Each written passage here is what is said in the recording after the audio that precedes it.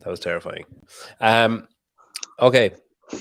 So anyone that's turning up to see I'm not Christian. No, Me neither. neither of these are. So we've got Brian Spain, and we've got Steve Fawcett. And we're going to dissect the Open a little bit. Go through it, see who finished where. Did any of it is any of it of significance? And if it is of significance, why is it of significance? So if you turn up to see Christian Harris, he cancelled today. It's not like he didn't know what's happening for the last 3 weeks or whatever. He could let you know a bit sooner, but it's fine. I'm not bitter about it. It's fine. So what I'll do is I'm going to start with you, Steve, because I was kind of curious. You're obviously donning the HWPO t-shirt there. Yes. I want to start off with the girls. The ladies, the girls sounds a bit patronizing, does it? Start off with the ladies. Am I going to share the right one? I'm going to put my glasses back on now. I can't even see that. Yeah, I am. So I want to start off with the female leaderboard. So Mal won. Mm-hmm. This is all provisional until tonight, Brian, isn't it? Like, I mean, it is right, but unless something crazy happens, I would say even beyond tonight. It's been till Thursday or Friday since they've finalized the last 2 weeks. So okay, we have a few more days. It's probably like there's no one there that you're like they shouldn't be up there. Like it's unless someone gets a video pulled or something. Yeah, it's probably. So as Corey's alluding to, hard work pays off. Apparently it does. So Mal won the Open. I was wondering, Steve, was that intentional? Do you think? Like, did they set out at the start of the season and be like, all right, let's make a statement. Let's like blow the fucking doors off like first 3 weeks and have everyone scared shitless for the rest of the season? Or was it like, oh shit, I won the Open. I didn't intend to do that. I wasn't even thinking about it. So I think if you ask the coaches and the coaches side, and then you maybe ask Mal, you might get 2 different questions. But I don't have too much involvement with Mal. I only speak to Jake quite frequently, who's obviously Jake and Josh, who are actually in contact with her quite often. But they were trying over and over, and I actually got some little stats together of who'd won the Open in each year and then who went on to win the games, just to try and prove that obviously there is some kind of correlation when you've got people like Fronin and Fraser who just dominated and Tia for a period of time, but Tia never usually like won the Open. So anyway, no is the answer from the coach's side. Like they were definitely saying, just get through it. Let's just get the Open done. Let's tick it off and on to the next stage. But I mean, if you ask any competitor that's putting the name on a leaderboard with scores next to their name, which basically like shows people what they're capable of, then they're 100% going to want to win it. I think what's probably one of the most impressive things is that a 6 that she got there on 23.3, and that was her live.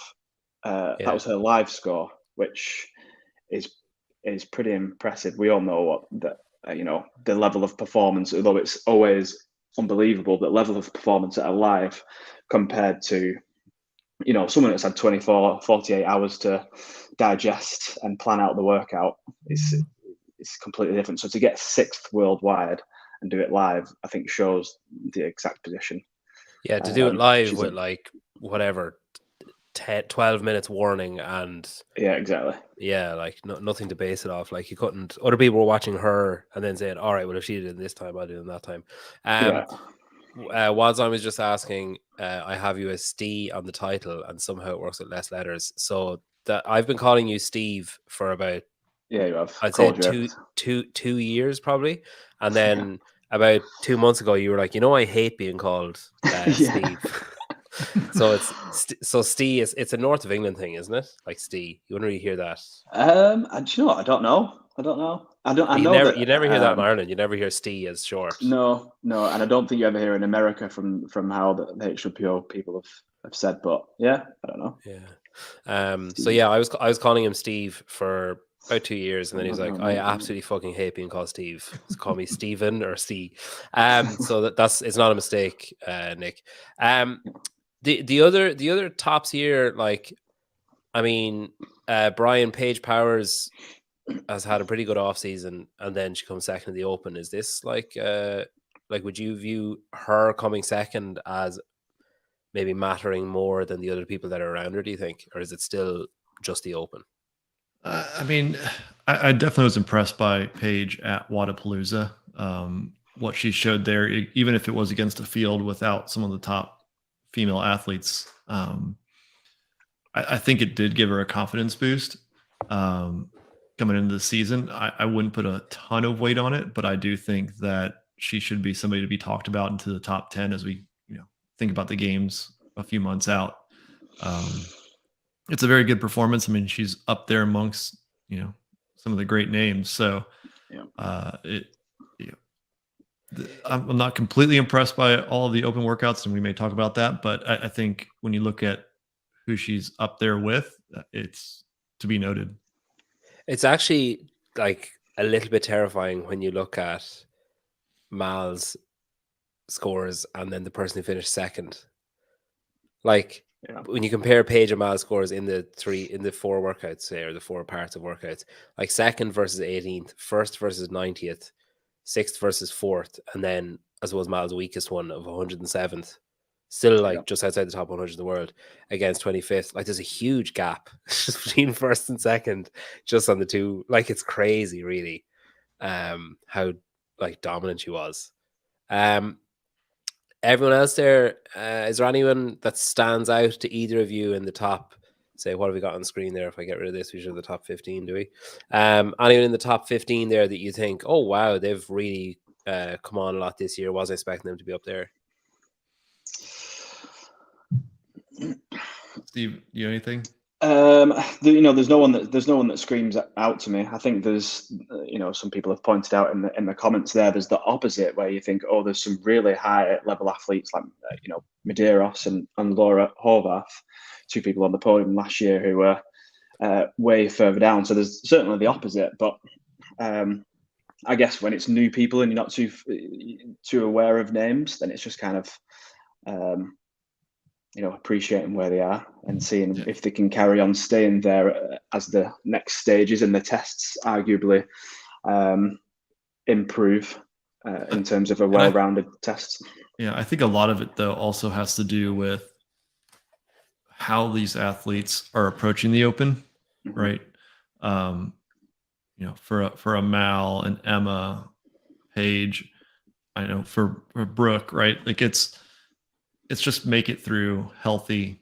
Don't do anything that's going to ruin your season versus some of these other athletes who, may not have been to the games yet or have been once or twice.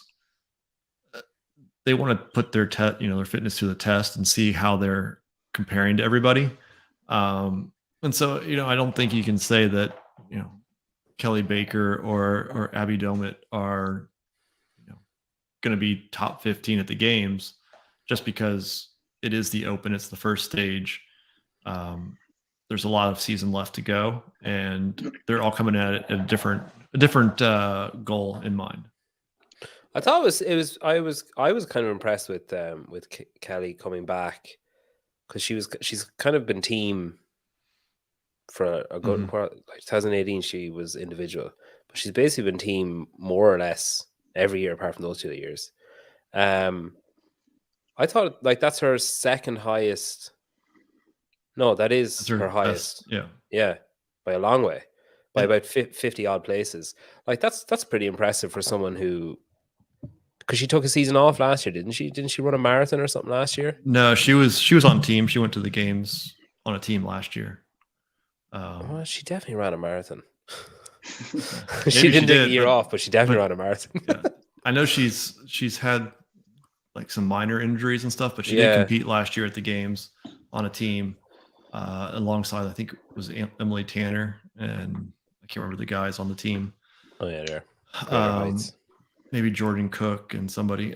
So again, it's not to say that because they're up there that they're not going to stay up there. It's just I wouldn't read too much into it and say that these are the names that you're going to see at the top of the leaderboard. I guess my point with her is like I would have.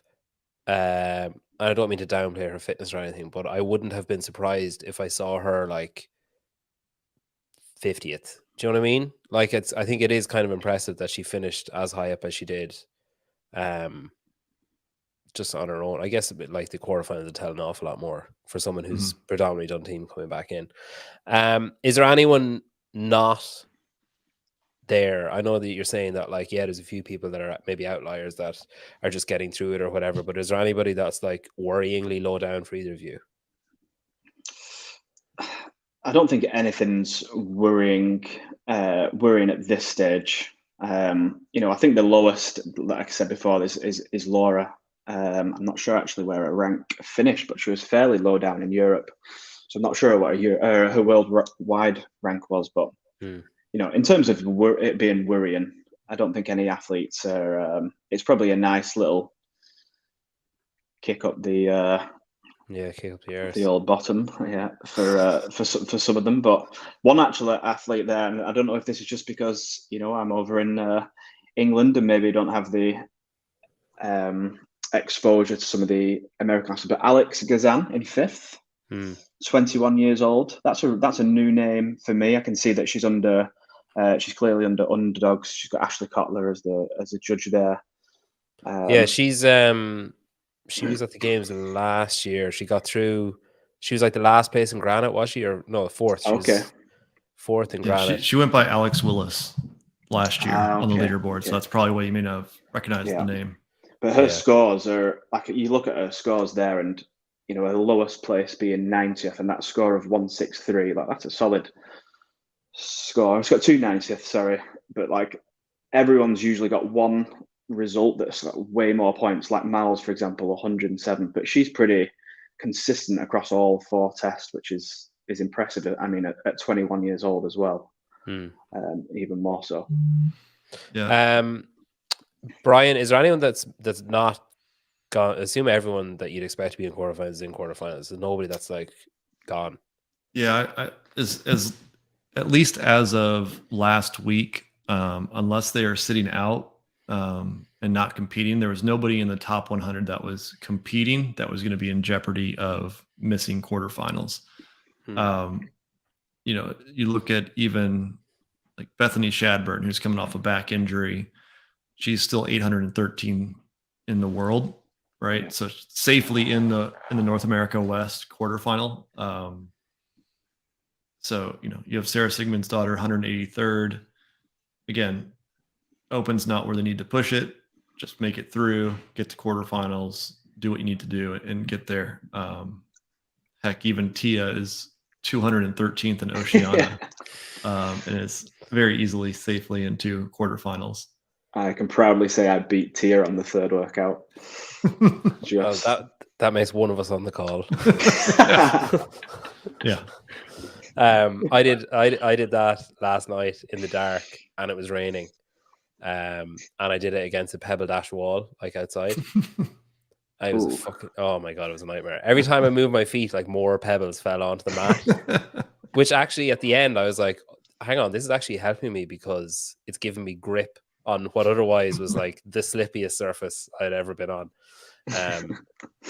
Geez, that was insane. Like I was kind of like when she was doing when she's registered and stuff, I was like, oh, she's gonna like, maybe go through the motions, maybe like just show up and like what would you call it, like a token appearance of like just like coming along to wave at the crowd or whatever.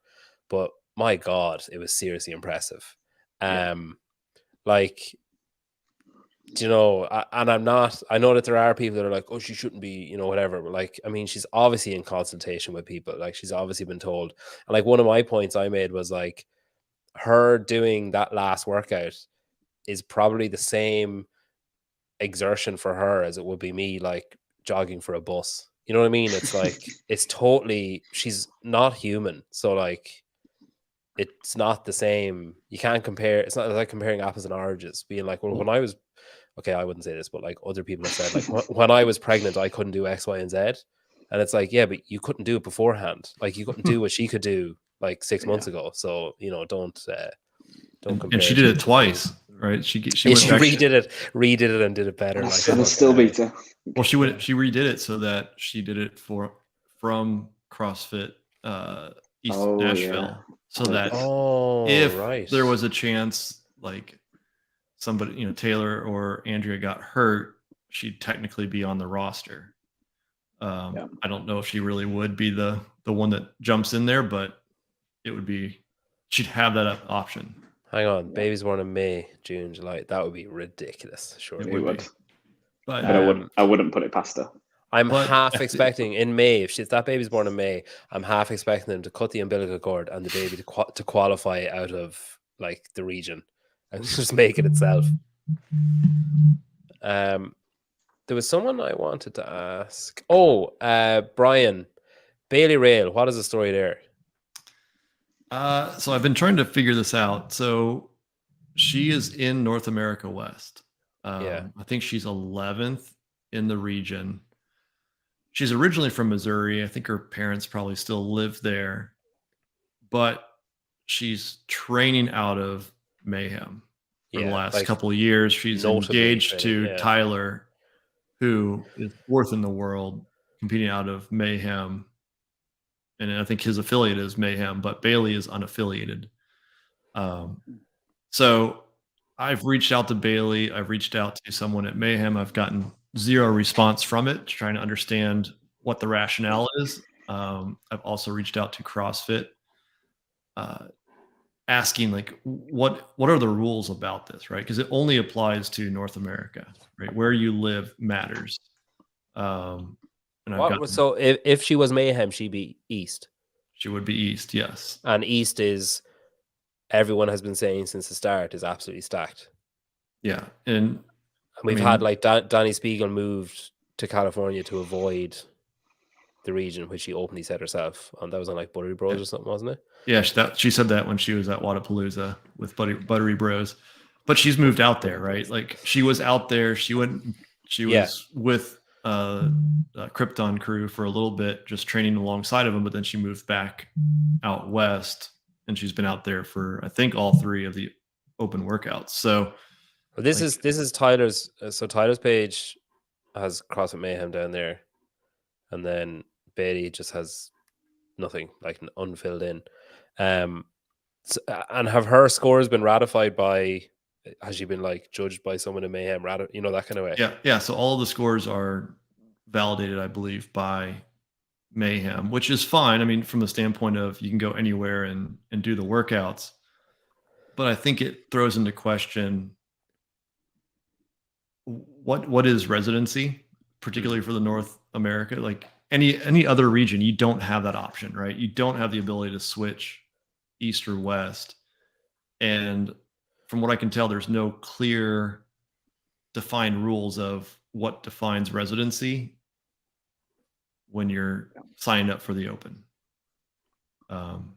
Is the assumption there then that it's game playing, that it's like she's playing she's sort of found a loophole to be like, right, I can give myself a slightly easier path if I don't affiliate at Mayhem, because then technically I'm not living there.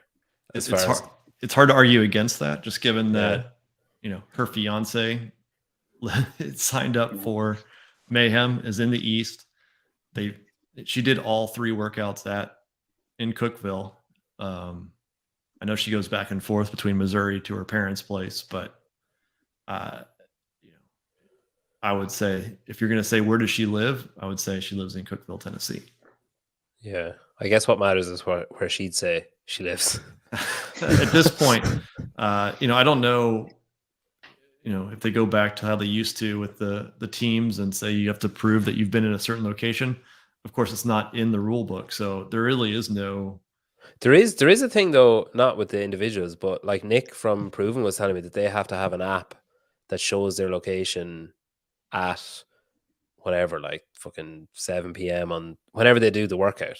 They have to prove that they were where they say they were doing it, that they're not just that like Tim Poulsen hasn't just painted a wall in Palace to look like the East Nashville wall, and he's doing the work out there.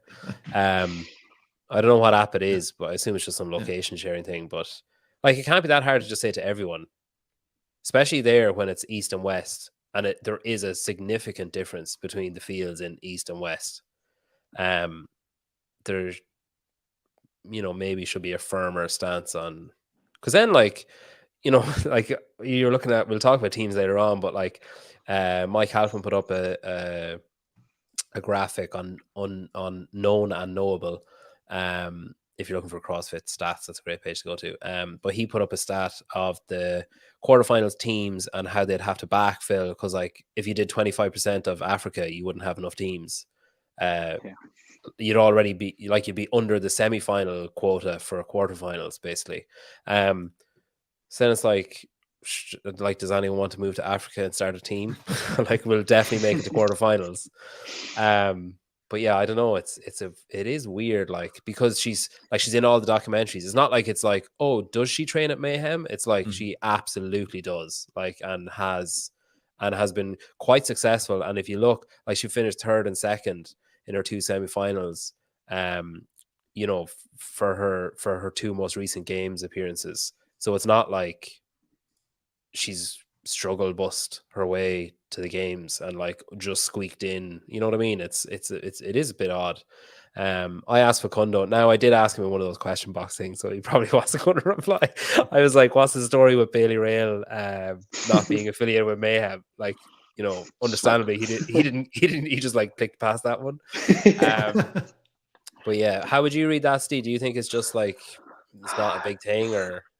I think it's something that CrossFit needs to be aware of and improve going forward. I was just trying to think, how different is it to what we saw when it was the whole national champs situation, where someone found somehow some relative, 3 generations down the line that came from Ghana, I don't know, a random country which somehow then made it really easy for them to become a national champion if they could get a hold of that. It's just like, if Bailey is, I'm not sure if she has, or if she's grown up and she's born and her parents live there. Like, is that the same as what people were doing for the national champs just to get themselves a games ticket?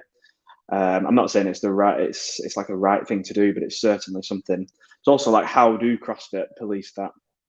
I'm sure there is a way, but how do they police it and still stop people from being able to find a way around it?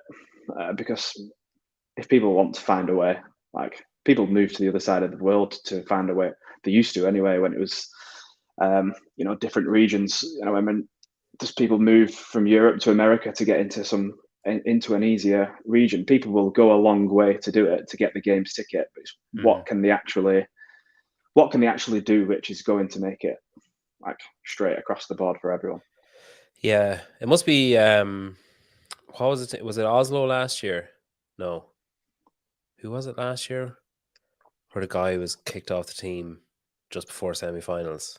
Oh, that was the Swedish guy. It was Victor.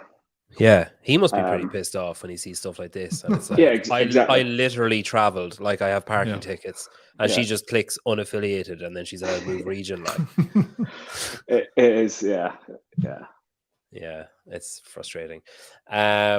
But yeah, again, probably someone we expect to see at the games. So maybe she might, on a pitch side interview or a field side interview, she might say, "Oh, here's the reason why."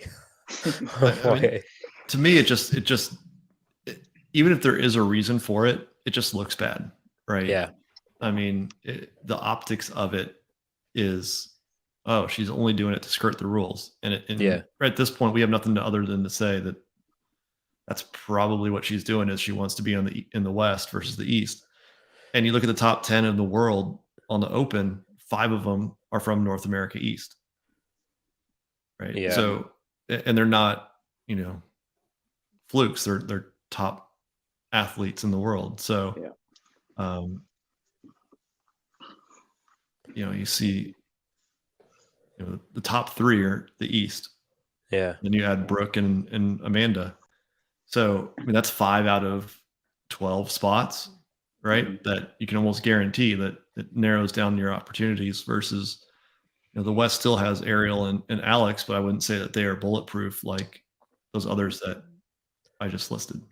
Yeah, it's a strange one. Anything else anybody wants to talk about in the ladies category there before I move on? No.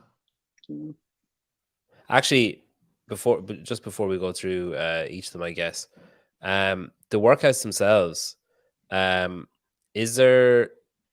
So we had the chipper at the start. We had the burpees and running, burpee pull-ups and running, the thruster, and the wall walks, snatches. What would you call it balanced? See, you're a programmer. Would you call it balanced?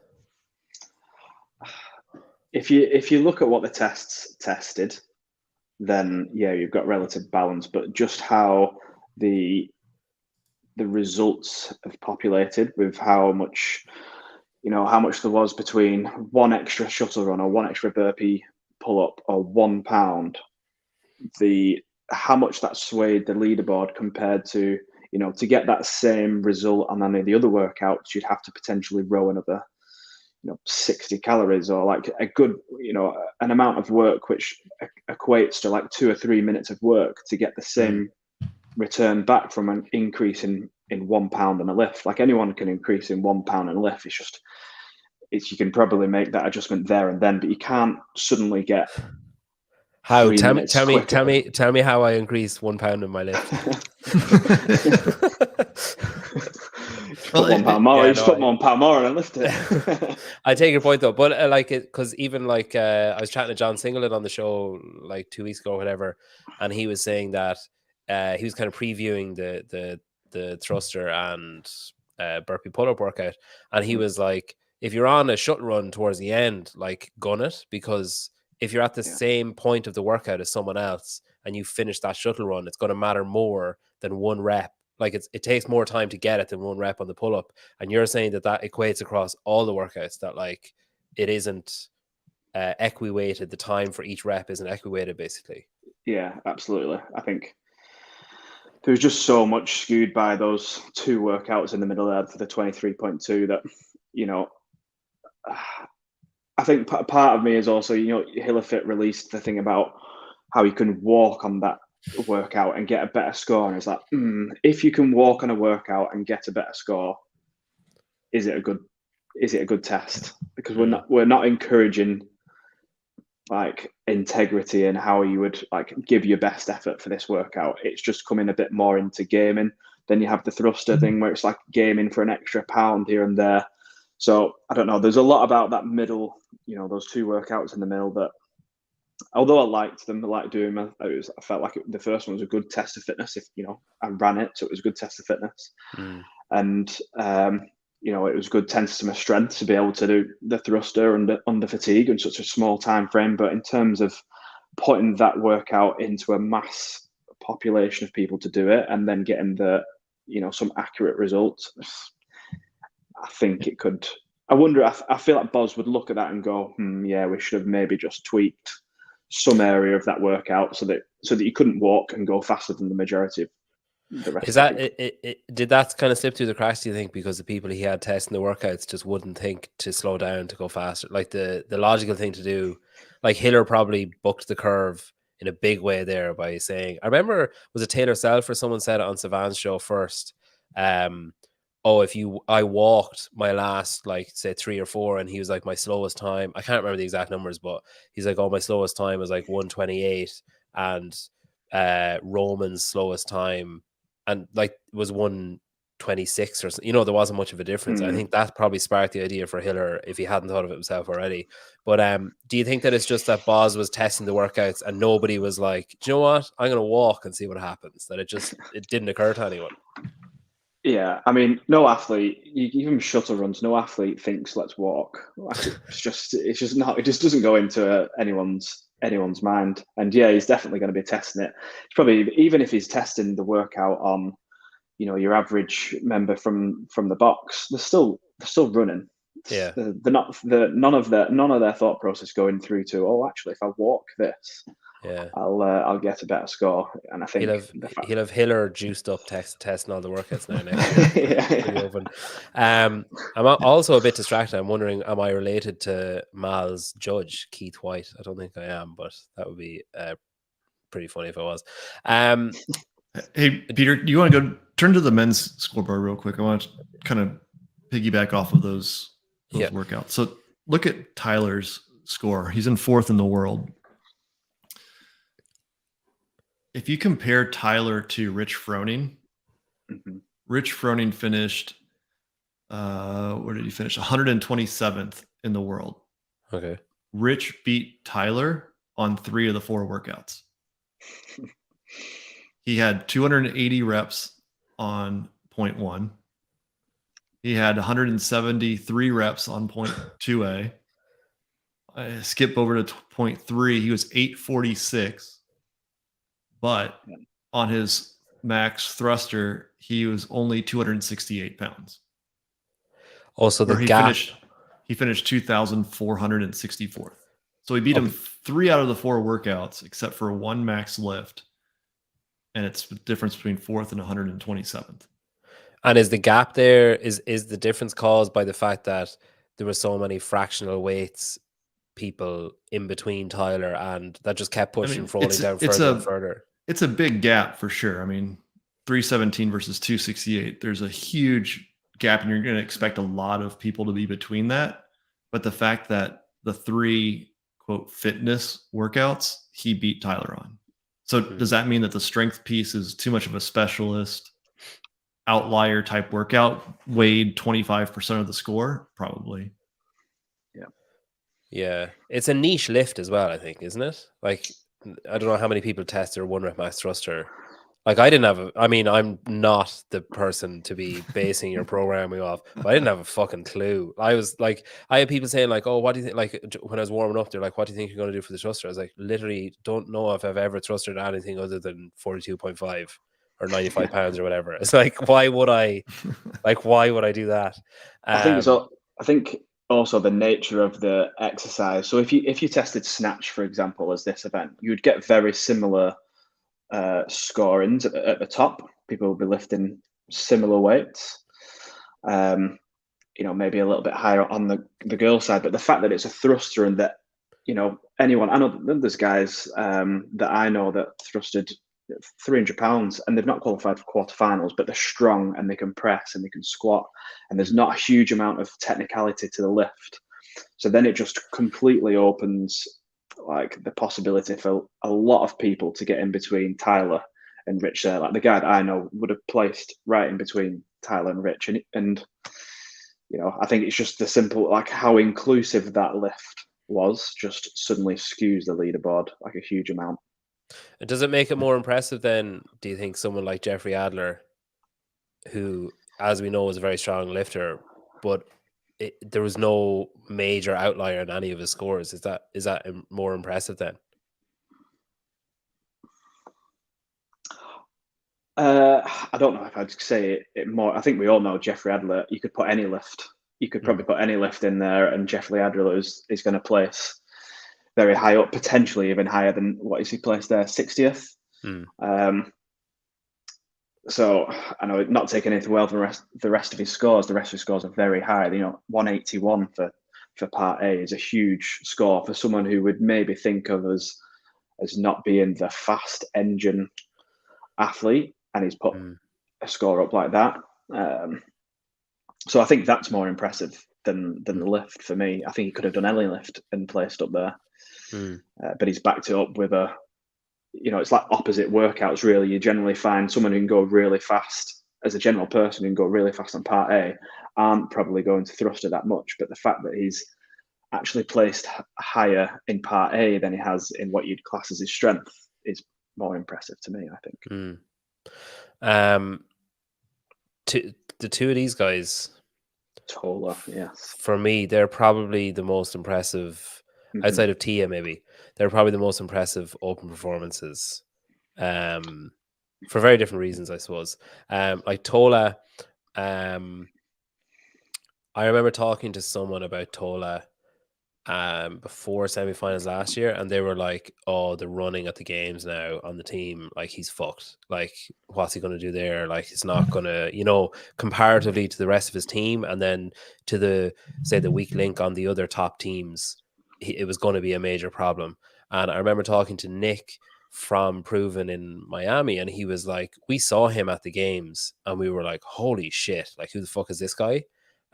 Who suddenly had this massive engine and was like totally fine with running and just all those like the like engine workouts that would have historically been a big problem for him. I just thought it was remarkable, like that he was in contention for winning the Open. I thought for him that was major, and I think it's a big statement for Proven. And I know it's like only the Open or whatever, but having Tim Paulson, I'm pretty sure, is that his highest ever finish? Mm-hmm. So he goes to Proven, like joins team, whatever. Where am I gone? Open. Gets his gets his highest ever finish in the Open by like a place. And then Tola like annihilates like all of his historic, like look at how much higher he finished this year compared to other years. And again, you're talking about a guy who, like I said it on the show with Nick there the other week, of historically he would have been the athlete of, holy fuck, did you see what Tola's thruster? And I'm like, yeah, but did you see his point eight, like his point one, or the first part of the workout, like it was a train wreck. So like it's really impressive him. Like I think before I was kind of like, oh, Proven, like, yeah, they should do it. Now I'm like, oh, people actually need to be properly afraid of Proven when they go. And all Proven wanted to do was do it right. They knew they were going to advance on the team. So make sure all the standards are right. All the movements are right. Don't push the boundaries of a no rep, or, like call legitimate. Don't try to skirt the rules. And he still finishes second. You have Tim, who's dealt with nightmare travel scenarios the last 3 weeks, and comes in and does the workout and ends up 14th. I mean, it's pretty impressive. It's funny as well when you talk about this, that like Tim is such a stickler for that shit of like never give anyone any reason to say like, oh, that was close on a rep. Like, so he's really found like a home from home there with that kind of stuff. See, you were on team first UK team to go to the games, isn't that right? Correct. And second. When you look at them as a team, are you like, yeah, like they should be like they're shoe-in, or have they still got a fight, do you think?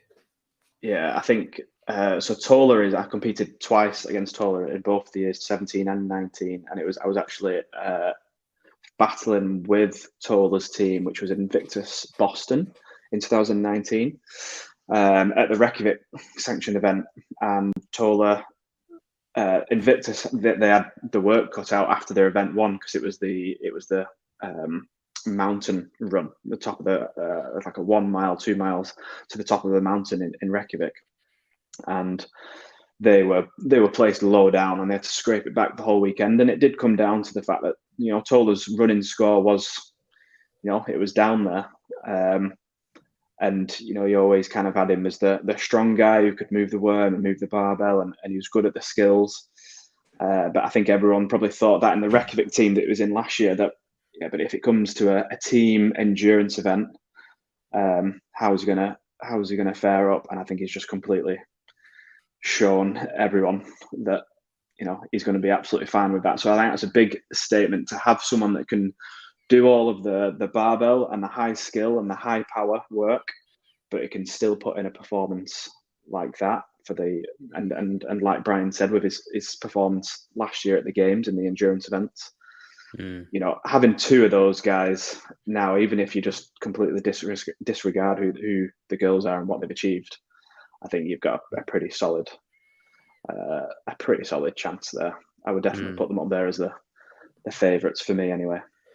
And then, like Nick was saying, that Tola said to him that he wants to start, like he wants to be the guy for team, and he wants this to be the first year that he's like the team guy, and that they're basically like built around him moving forward, was more or less what Nick said. Fuck, I really hope he said that on live and not privately. No, I'm pretty sure he did.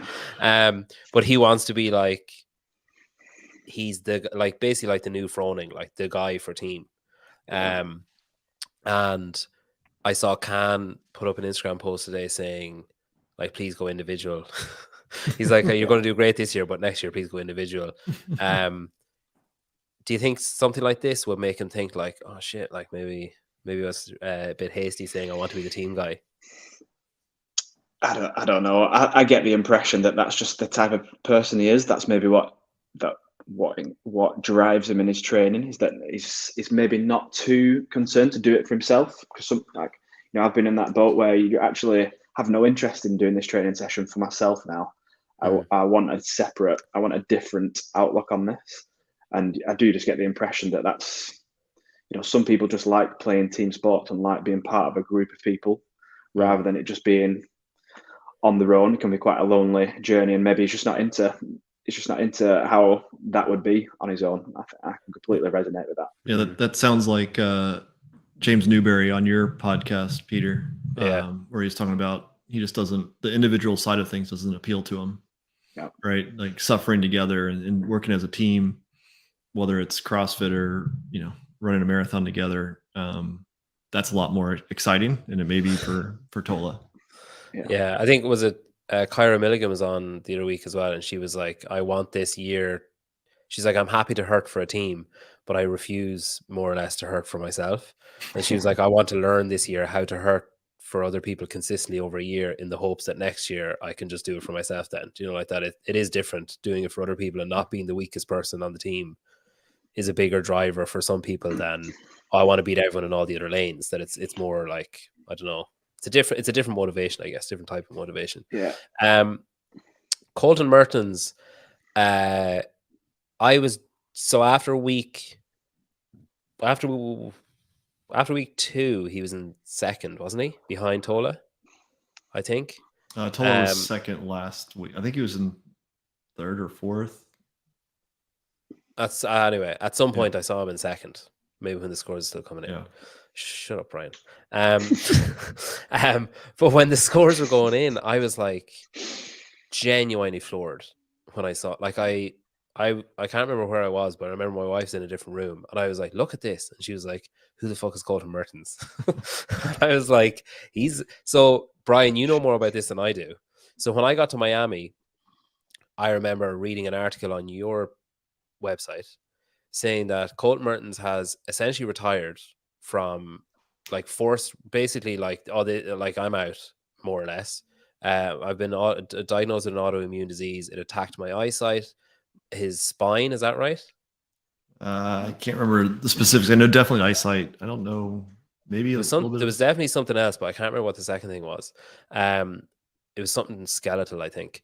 But like he went. There was weeks. I remember seeing for weeks on his Instagram, it was like, "Oh, I'm able to bike today," and it was like, I was like, I remember at the time thinking, "Oh, good for him. He's keeping active."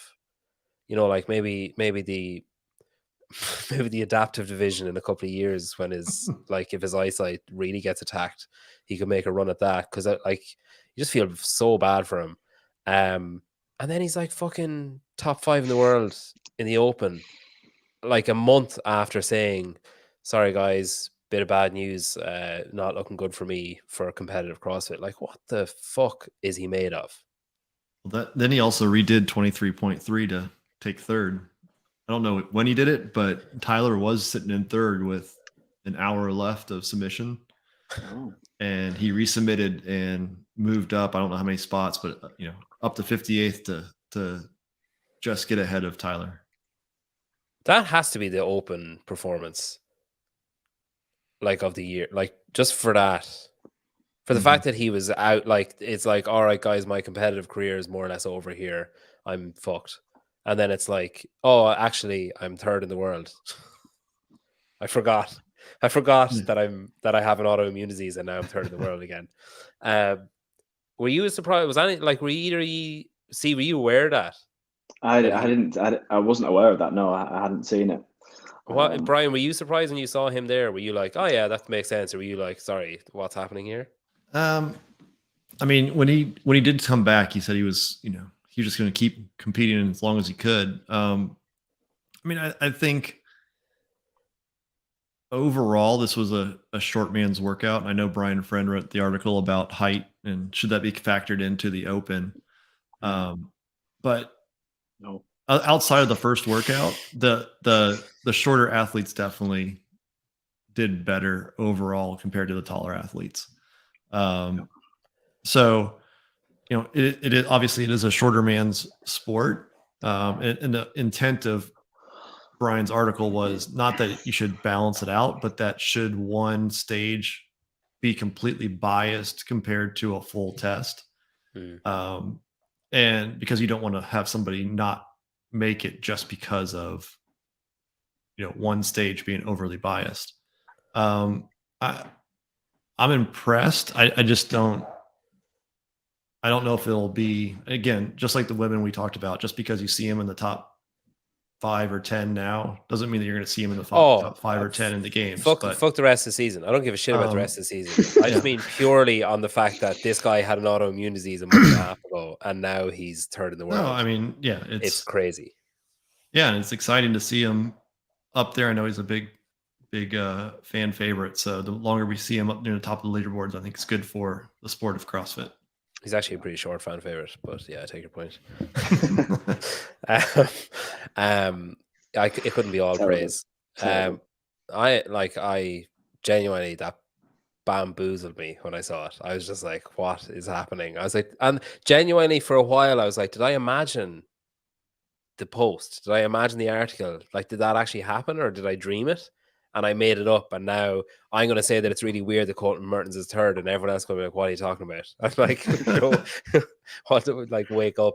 There was a big swing in the male and the female leaderboards after week 1. Very European dominated, or at least like equal, or like close to being equal.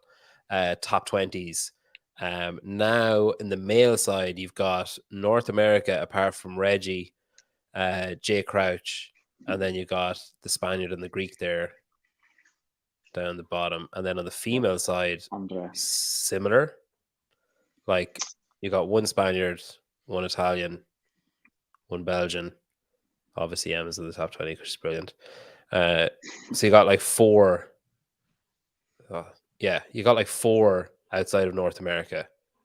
No, sorry, Ellie as well. So you got 5 outside of North America, but it was like 11 after week 1. Yeah. Any thoughts on that, Steve? Do you think it's like it's just irrelevant, or? No, I think it proves about how weighted the thruster was.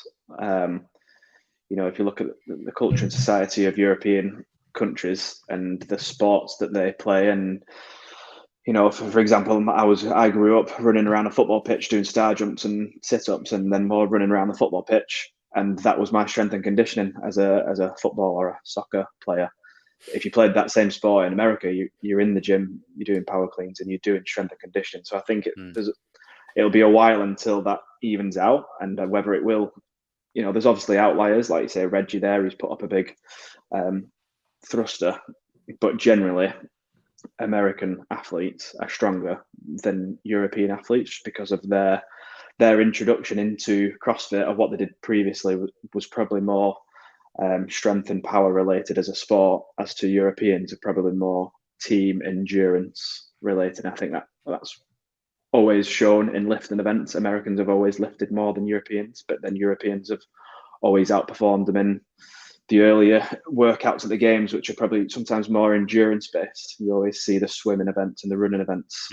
They've got the European flags and countries up at the top. So I think that was just another point that proves that. Is there a big year coming for him this year, do you think? I hope so. Yeah, I hope so. I think what's great for Reg is that the new format, with it being minimum of 10. Is it a minimum of 10 that we'll get, and then there's possibly more depending on the quarterfinal scores? I think that'll light up a few fires inside him, as to know that, like, he can definitely push for, he's definitely in that region, that range of athlete in Europe. So I don't see why not. It's funny seeing Roman outside. Yeah, exactly. The USA flag. I'm so used to seeing him like blank after his win. Because Russia just doesn't exist. What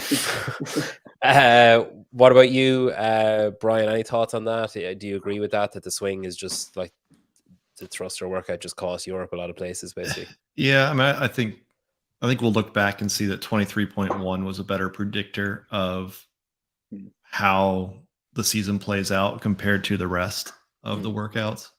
I think 23.3 probably is the second one. I think the middle two, it's just you have men and women that are specialists either in just doing fast burpees or being able to do a huge lift and where we like game some spots and throw kind of a mix in the leaderboard.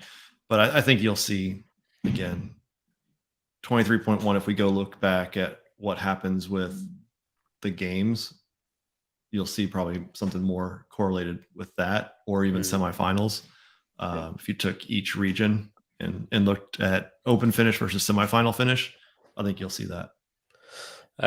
Anything else on the men before we move on? Either E? It'd be cool if someone could just make a leaderboard of 23.1 and 23.3 and see where people place them. Right. Mike Halpin will do that by the time get Mike on the blower. by the time we get off this call, he'll have it done, I'd say.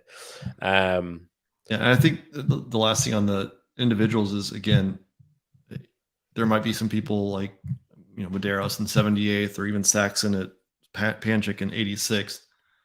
You look at it and say, on the face, that's not a good look. But again, just make it through. They're fine. Yeah, I don't see any issue. There's no reason to worry at this point. Just come out unscathed, basically. Yeah. Okay, teams. We've kind of covered. We've talked a good bit about East Nashville there, and now obviously I will say the thing I will say about teams is, for a while I was like, sorry, this training culture team, where have they come from?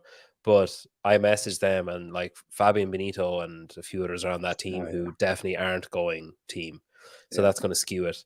Do you think there's going to be a lot of that? Like, say quarterfinals, like I was looking at the European quarterfinals list for teams. And even if you look at, just off the top of my head, like say that training culture team, I know Emma and Mickey's scores are counting for CrossFit Crooked Lake, but like they're obviously not going team. Do you think there's going to be a big change, say once you go below the top 2 or 3 in every region? Do you think there's be a lot of shifts of like either people's scores not counting anymore, or people opting out and going individual instead, or whatever? Do you think we're going to see does the teams not really settle until semifinals, kind of? Do you want to go, Brian? Yeah, yes. I would not take much of this leaderboard at face value. I looked at the top 3 teams that you see there, and there's 16 scores for each team, 4 for each event. And Proven has 11 of their 16 counted scores are from their team, right? The Tola, Tim, Andrea, and Taylor. Mayhem Independence, 1. Kyra's lift. That's it. Oh yeah, look, Froning, Krenikov. Yeah, I guess Angela's on there. Sorry, 2. And Guy. And then you have Invictus with 9, because you have Chandler Smith, you have Danny Spiegel. Oh, yeah. So, I didn't try to go plug in where, if you did take the 4 that are going to be the main athletes, where does that put them? But even by doing so, it's not fair comparison, because all these teams have a few people that are different. So you're going to see a lot of changes.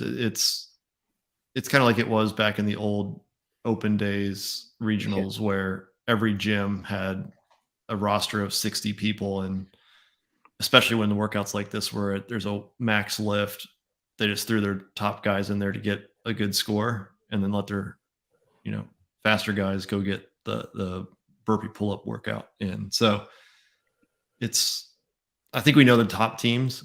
He wrote an article about every one of them, pretty much. So I think that's really where it's going to come down to, but I wouldn't put much on the open leaderboard as it is. Would you give more weight then to teams like, say, Misfits, Torian, who have basically everyone doing the workouts? Like, would you give more credence to the fact that they're as high as they are when they don't have a roster of like 15 people or whatever? Yeah, I still don't think I think it's proven still a top team. My biggest concern is Mayhem at this point, just because it's masked by Rich and Roman, Page.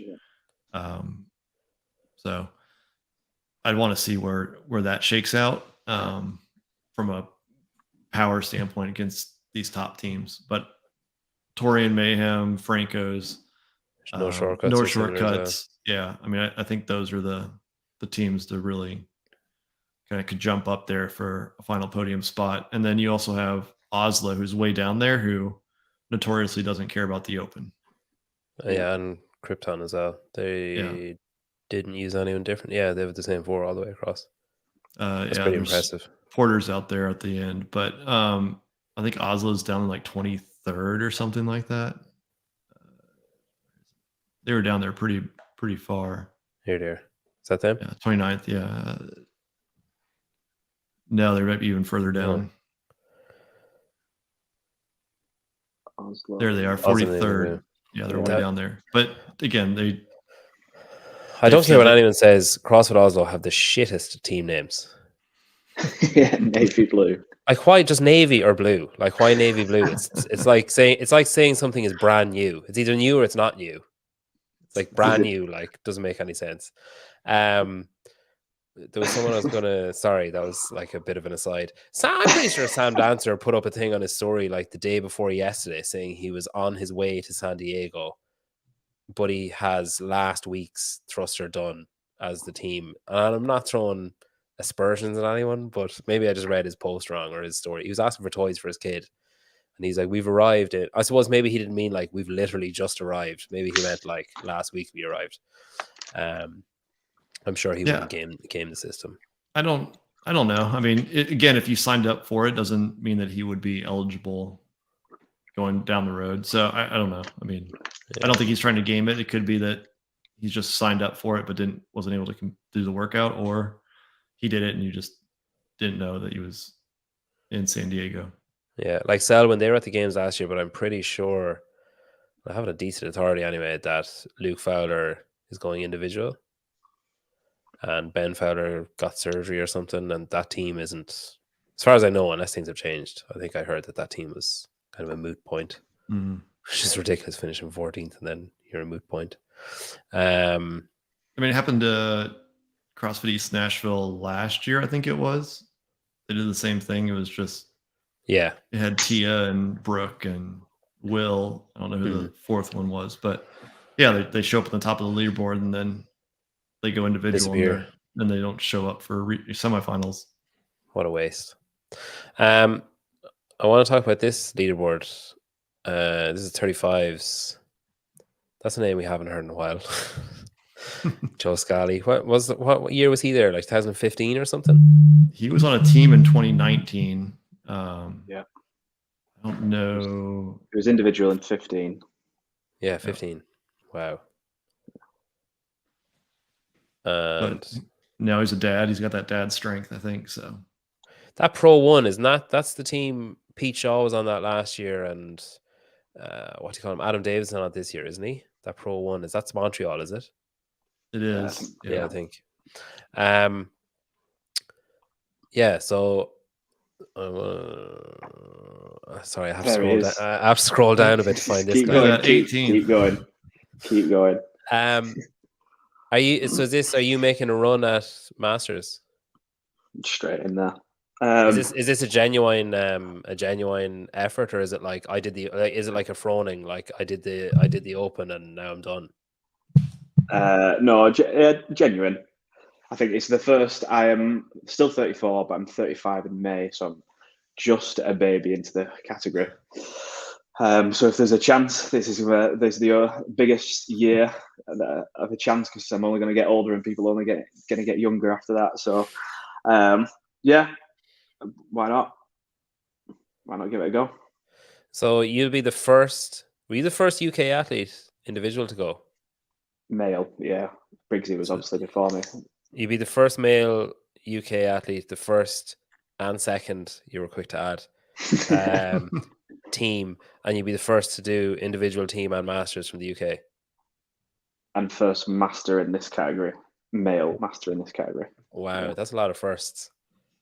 It is. I've got to do it yet, though. Pretty impressive. Yeah. How are you feeling about it? Like, you've kind of been with the other categories, you've been kind of like, oh, like the program is a bit skewed, maybe this, maybe that. Like, is any of that playing on your mind? Is any of that, like, are you saying like, oh, maybe this isn't an accurate reflection, or is it giving you confidence, or are you just disregarding it completely? Yeah, I think part of it just shows exactly, where I'm at. If the top 10 is where I need to be to qualify, knowing kind of like how I felt my performances went, I wasn't particularly happy with the first one. Felt a bit rusty in terms of just being used to doing open workouts in anger, having it been a while since I had done so. I wasn't too happy with the first one. Bit better with the second one. Relatively okay with the third one. But it's just knowing that the level that I'm at, I know I can get fitter, and fitter is where I need to be. Even though the thruster is down there, the strength in my other lifts is, I'm pretty confident is good enough.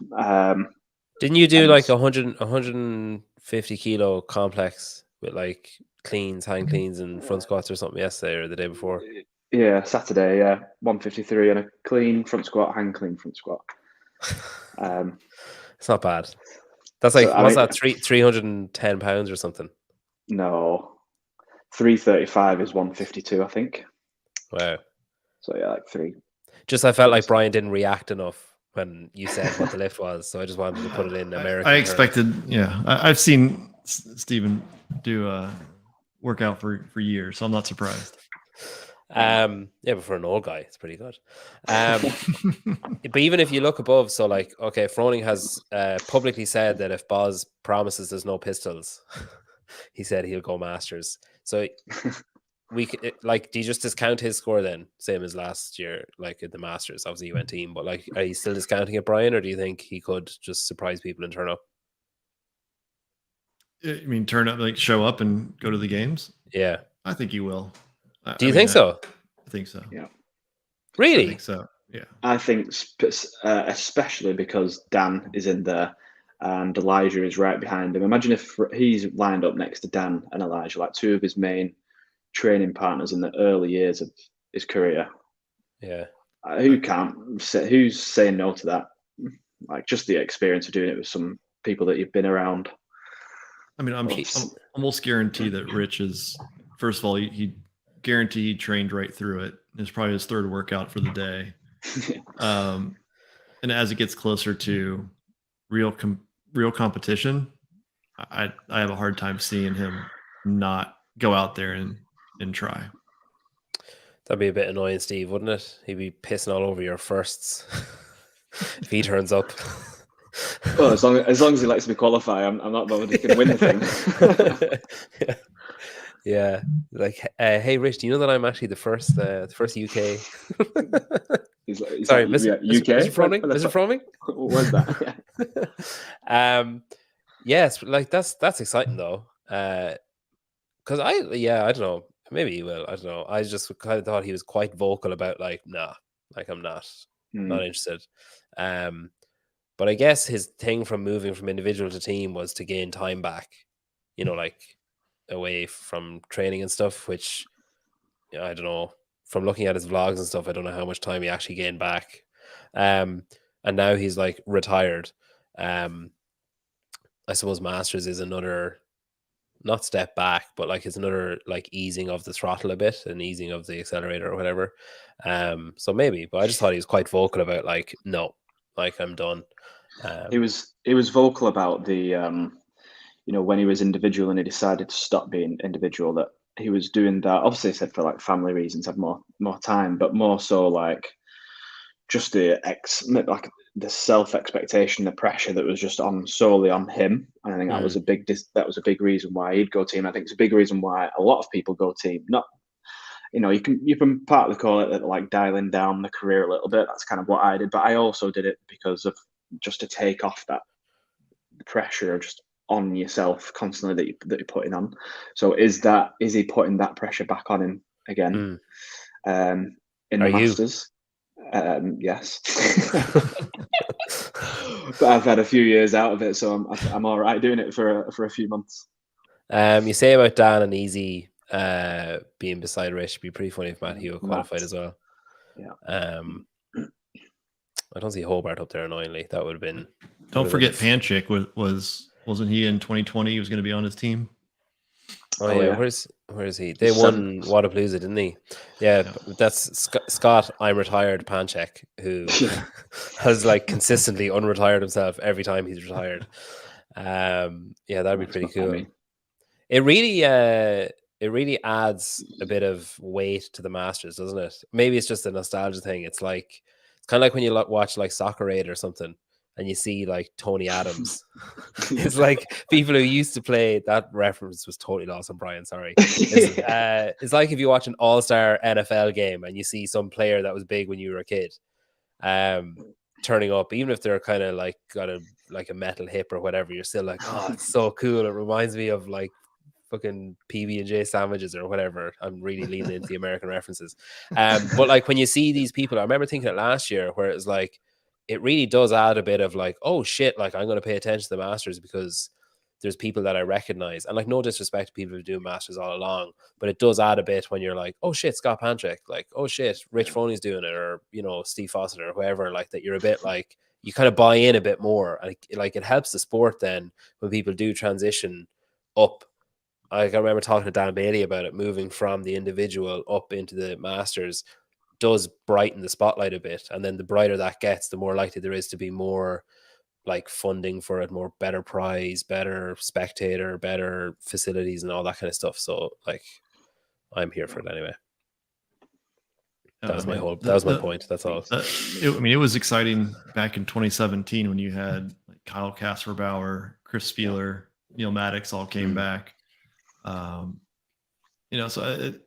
You watch those guys at the peak, and now you get to see them come back and throw down again. So it's always a cool division to watch. Who will be the athletes in 5 years? Right. In the Masters, will it be like Bjorgvin? I don't know. Yeah. How old's Bjorgvin now? He must be getting close to. 30. He is 30, isn't he? Yeah. So it'd be like Bjorgvin. How old's Justin Medeiros? He's a bit younger, actually, isn't it, Justin? Yeah, he's younger. Yeah. Oh, that'd be cool. I've already retired him from individual now. I'm already imagining BK standing on the podium in the Masters. I remember thinking that though when like 2019 or something, I was like, oh God, I actually did better this year than last year. Like, if I give myself another 4 or 5 years, I'll be Masters. So surely then it'll be easier to move up and do better. And then like one of my friends is like, yeah, but everyone that's your age now will still be your age then. And I was like, oh shit, yeah. There's probably people that are qualifying through this now thinking like, oh shit, this could be Froney's probably going to do it. Never mind. It's like, it just kind of detracts a bit from it. Yeah, I was going to make a joke about Brian Wong's name there. After Brian's finished speaking, I was going to say, you're not Wong, but I decided not to. But then I did it anyway. Brian Wong won it last year, didn't he? I think he did. I think so. The name is definitely familiar, and I don't know why I'd know it if he didn't win it. Again, I'm tipping my hand about not really following the Masters that closely. Other names: Roy Gamboa. He beat and Craig Kenny. Yeah, and Roy Gamboa's gone now, isn't he? Didn't he retire? Yeah, he retired. On the women's end, some more familiar names: Stacey Tovar, China Cho. Is there anyone? Emily Bridges as well. Kelly Clark, but sure, she's going individual, as far as I know. There's probably a few of those here, I guess. People who won't actually do masters. That's probably fair, isn't it? Fair assumption. I think you can still do both technically. So do you not have to decide? Is it not like, didn't Olivia have to decide last year? You can't do both semi-finals. You can do both quarterfinals. Yeah. Oh, quarterfinals. Okay. Yeah. Okay. I wanted to quickly talk about the teenage division. Girls. Am I sharing this? Yeah. Is that being shared? Yeah. Yep. So Olivia Cressida, she's going, isn't she? She's going like elite. To be determined. But she is point. Like. I don't know. Rogue. Surely that Rogue was a tester, was it? To be like, yeah, I was okay. No, when they brought over Olivia to Proven, they're still in discussions of how they want to treat this season, from what I've been told. Okay. And then Lucy, she's with Comtrain now. She's Ben Bergeron is training her. Or what's the other guy's name? The guy with the kind of like reddish brown goatee. I can't remember his name. Is it Justin? Oh shit! I shouldn't have bothered. She's from Ireland. You should know this. She's with Comtrain. I know that. So yeah, because I kind of was like, oh, Olivia will probably move up. Like Lucy was, like she won it the other division last year, say.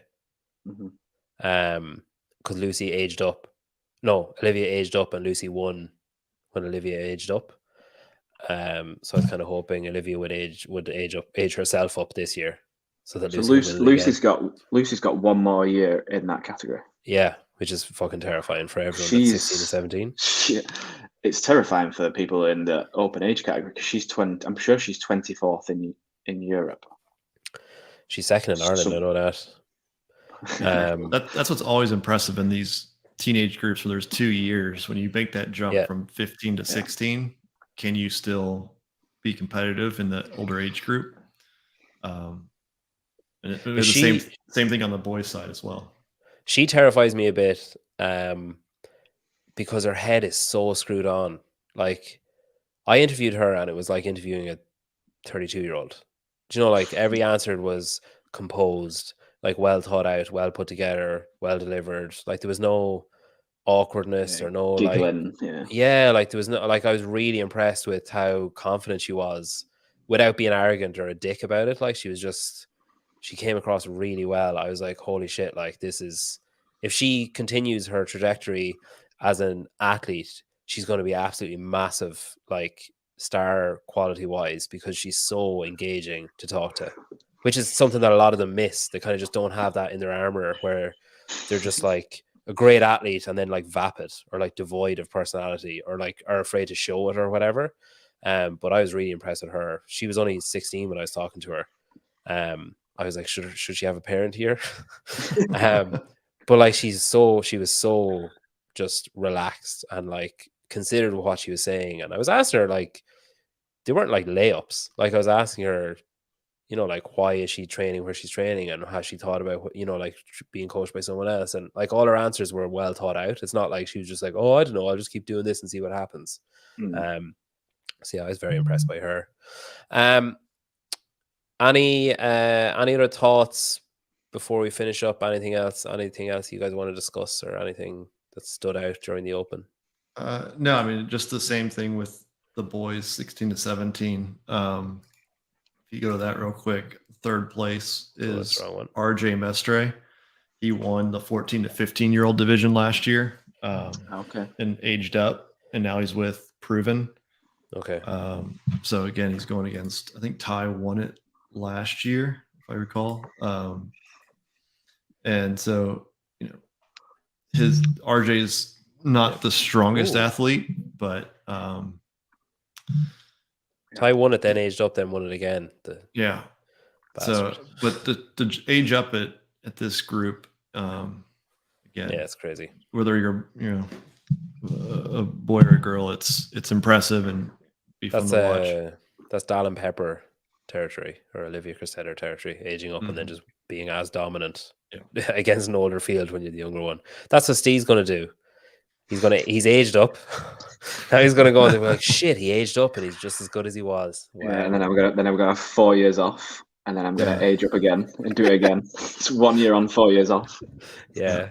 I think the one last thing I have is, I think Halpin calculated it was every division grew except for the teenage divisions, Oh, which Mm. I don't know how I feel about it yet. Is it good for the sport in general that maybe they're waiting to jump into competitive CrossFit until they're older, or is it better to have a bigger pipeline of athletes younger? I still don't know at this point, but just something that's interesting. Yeah, I would go with the earlier one. I think Reece Mitchell is a lad that I've spent a lot of time with, coached him for a little bit. He was he third or fourth in 2019 in he was in with Dallin Pepper, and he had said to me that out of the 20 people that were in his category that year, I think 6 still did CrossFit. But I mean, there's only 6 people still trained CrossFit. The other 14 people were just given up, stopped. And I think in the guys, there's only Dallin that I could probably say, unless you can prove me wrong, has successfully gone from teens into the adults category. James Sprague as well, but he didn't win it. Yeah, yeah, there are a few, but yeah, they're not. It's on the girls' side, it's a different story. Yeah, It's a bit more. It happens more. They've been able I think that's to just transition quickly, but it's the man strength basically, isn't it? It's like I remember Dallin telling me that he kind of aged up and was like, "Oh fuck!" Like when he was comparing his weights and his lifts and stuff in the open to the open field, he was like, "Oh shit, I need to get strong." Cool. Guy as well, yeah. Guy as well. That was a good. Devesh. That was a good input. Thank you, Devesh. God, that's very striking. That's like a LinkedIn picture. It's very striking, isn't it? Very classy. Yeah, you're bringing up the class of the show. Okay, well, thanks guys for stepping into the breach, the Christian Harris sized hole that was left in my day. It's I'm not bitter. I appreciate you coming on though. It's great to get to just be a dork about sport for a little while. I'm excited to see what happens now. Quarterfinals. We'll have to do another one after quarterfinals, and see what the story is there. It's shaping up to be quite an entertaining season.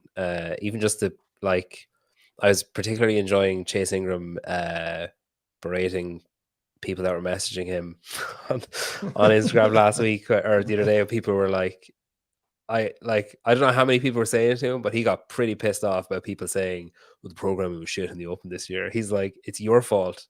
It's your coach's fault. He's like, if you can't do 10 wall walks and some double unders in 6 minutes, you need to revisit what you're doing. So even if just that kind of stuff continues on throughout the season, I'll be pretty happy to watch it. But yeah, best of luck with your Masters run. I'll be interested to see how that goes for you. It's exciting. Thank you very much. I'll do my best. And thanks Brian for coming on as well, and thanks Steve. There, I've called all 3 now, so we're sorted. Thanks very much. I appreciate it.